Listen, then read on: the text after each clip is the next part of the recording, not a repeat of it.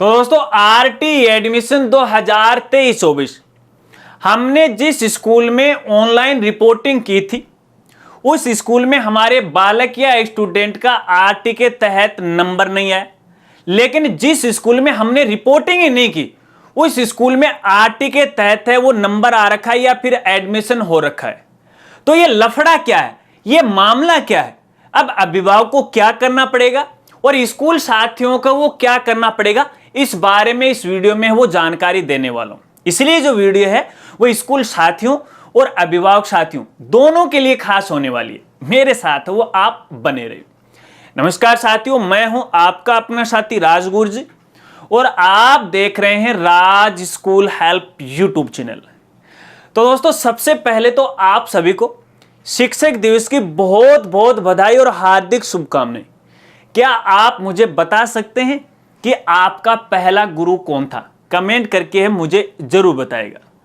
चलिए RT update की शुरुआत करते हैं। जैसा कि दोस्तों आप सभी को पता है कि आरटी एडमिशन 2023-24 को लेके नए जाने कितने लफड़े में, उन लफड़ों के बारे में आप सब अच्छी तरह से जानते हैं। लेकिन फिलहाल भी नए नए जो लफड़े हैं, नई नई जो समस्याएं हमारे साथियों के सामने आ रही हैं और समाप्त होने का नाम नहीं ले रही। अब एक नया लफड़ा है वो और आया है, जिसके बारे में मैंने वीडियो की शुरुआत में आपको बताया था कि जिस स्कूल में हमने ऑनलाइन रिपोर्टिंग की तो उसमें तो एडमिशन नहीं हुआ है, लेकिन किसी दूसरी स्कूल में एडमिशन वो शो हो रहा है। तो ये क्या मामला है? क्या ये कोई टेक्निकल समस्या है? क्या ये कोई पोर्टल की समस्या है? नहीं दोस्तों, ना तो ये टेक्निकल समस्या है ना ही ये पोर्टल की समस्या है। ये नियमों के मुताबिक है, ऐसा है वो काम हो रहा है। दोस्तों थोड़ा सा मैं आपको पीछे लेकर चलूंगा। आपको याद होगा शायद जिस समय आपने ऑनलाइन आवेदन फॉर्म भरा था आरटी का अपने बालक या बालिका का, तो उस समय शायद आपने अधिकतम 5 स्कूलों में एक साथ वो आवेदन किया होगा। आवेदन करने के बाद लॉटरी निकली और लॉटरी निकलने के बाद आपको किसी एक स्कूल में है वो रिपोर्टिंग करनी थी। शायद ये भी हो सकता है कि केवल आपने एक स्कूल के लिए रिपोर्टिंग की हो या फिर आवेदन किया हो, या ये भी हो सकता है 2 ने किया हो, 3 में किया हो, या 4 में या फिर 5 में। लेकिन जिस समय आपने रिपोर्टिंग की थी तो उस समय भी यहां पे देखिए स्कूल की जो प्रायोरिटी है क्रम संख्या या सीरियल के हिसाब से कि आप है वो कौन सी स्कूल को है सबसे पहले प्राथमिकता देना चाहोगे। हालांकि रिपोर्टिंग तो किसी एक ही स्कूल में करना था, लेकिन वहां पे स्कूल का भी प्राथमिकता क्रमांक आ रखा था 1 नंबर, 2 नंबर, 3 नंबर, 4 नंबर और 5 नंबर। पहले जिस स्कूल का 5 नंबर था आप उसे प्राथमिकता क्रमांक के अनुसार 2 नंबर पर भी है वो लेकर आ सकते थे। शायद इस बारे में आप जानते होंगे, नहीं जानते होंगे वो तो मैं आपको नहीं बता सकता क्योंकि ये तो आप ही जानते हैं। हालांकि मैंने तो इस बारे में आपको जानकारी दी थी और उस समय आपने किसी एक स्कूल के अंदर है वो रिपोर्टिंग की थी और मैंने आपको यह बताया था जिस स्कूल में आप रिपोर्टिंग कर दोगे उसके बाद आप किसी दूसरी स्कूल में रिपोर्टिंग नहीं कर पाओगे लास्ट डेट चले जाने के बाद। तो कुछ ऐसा ही हुआ। तो यहां पे बहुत सारे साथियों ने अपनी मनपसंद की स्कूल में है वो रिपोर्टिंग कर दी।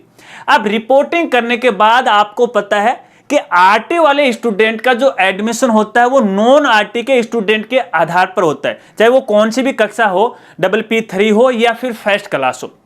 लेकिन कुछ स्कूल वालों ने यहां पे देखिए नॉन आरटी के स्टूडेंट की डाटा एंट्री नहीं की, तो ऐसे में एडमिशन शो नहीं हुए। और कुछ ने कर भी थी, लेकिन फॉर एग्जांपल मान लेते हैं किसी स्कूल ने 10 स्टूडेंट की नॉन आरटी की डाटा एंट्री कर दी, 3 स्टूडेंट का आरटी के तहत वो एडमिशन हो गया। उसके बाद उनकी स्कूल में है एडमिशन नहीं आया होगा या फिर उन्होंने जानबूझ के वो नहीं किया होगा। काफी समय बीत गया, बहुत सारे अभिभावकों ने इस बारे में मुझे शिकायत भी की। लेकिन यहां पे देखिए मैंने आपको बताया कि स्कूल का भी प्राथमिकता क्रमांक वो रखा गया था।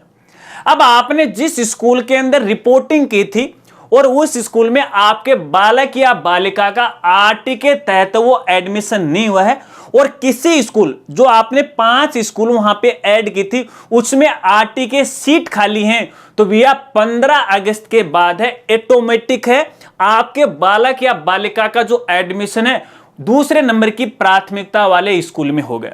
उसके बाद अगर दूसरे नंबर की प्राथमिकता वाले में सीट नहीं है खाली आरटी की, तो अगली तीसरी पे हो गया होगा, चौथे पे या 5वें, यानी किसी 5 स्कूलों में से एक पे है वो शायद वो जरूर हो गया।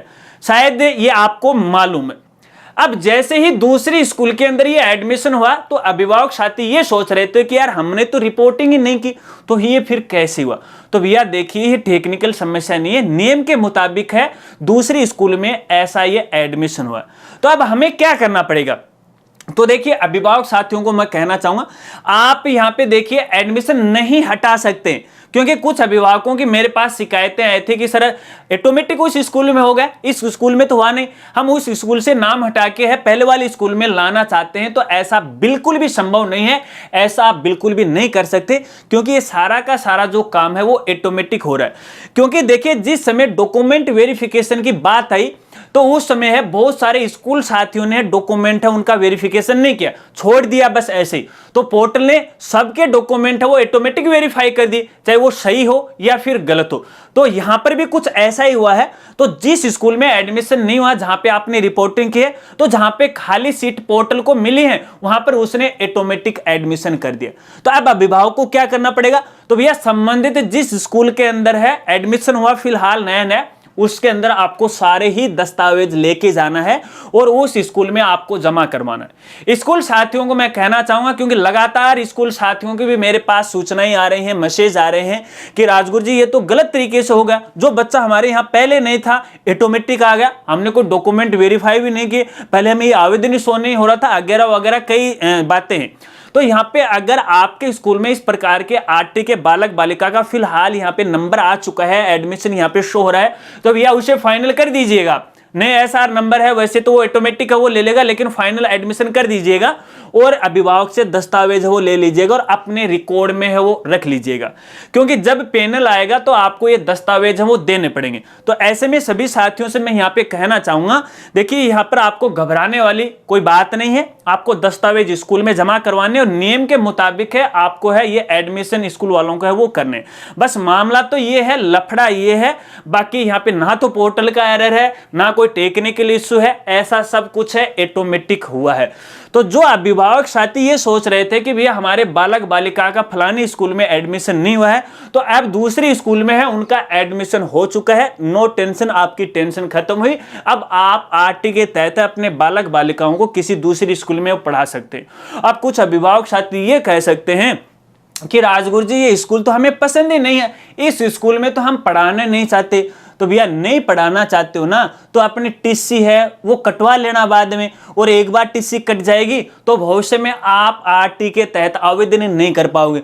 तो ये तो आप पे डिपेंड करता है कि आपको क्या करना है और क्या नहीं करना है। और वैसे भी भैया समय काफी बीत गया है, मैं ये कहूंगा अगर फिलहाल भी आपको यहाँ पे आरटी का लफड़ा चल रहा है तो भैया बच्चे की जो भविष्य है वो आप खराब मत कीजिएगा, उसको रेगुलर स्कूल में है वो पढ़ाने के लिए भेजिएगा, और जैसे लफड़ा शांत हो जाए, समाधान हो जाए, फिर वहां पे भेज देना, ठीक है। और इसके अलावा इन एडमिशन को लेके यदि आपके और कोई सवाल है तो आप वीडियो के नीचे कमेंट कर सकते हैं, मैं आपकी पूरी हेल्प करने की कोशिश करूंगा। अगर वीडियो जानकारी आपको अच्छी लगी हो तो वीडियो को लाइक कीजिएगा और अपने दोस्तों के साथ वो शेयर कीजिएगा। तो मिलते हैं फ्रेंड्स अगले एक नई वीडियो के साथ, तब तक के लिए जय हिंद, जय भारत।